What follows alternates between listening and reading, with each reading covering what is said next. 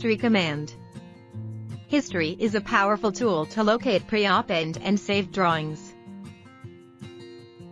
Users tend to use more often History tool to open drawings, instead of AutoCAD's traditional open command. More than 100 opened and saved drawings are stored in a dialog box, with path, file name, date edited and preview image. Recent drawings are added on top, and older are deleted from bottom. When a file is highlighted, a preview image of the drawing is shown in the preview window on the right.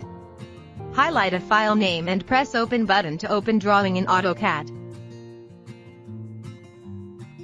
Date. When a file is highlighted, under Preview window, is shown last modified and saved date. Highlight drawing name. Drawings with long file names are displayed in the text box below. Edit list. If for any reason you want to remove or add a file from the list, press this button. The whole list will open in Notepad. Edit files names, save and exit. No empty spaces between lines.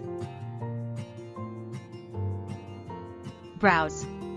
When a file is highlighted and press Browse button, AutoCAD dialog box opens in the directory where the path of highlighted file is saved, to choose any other file.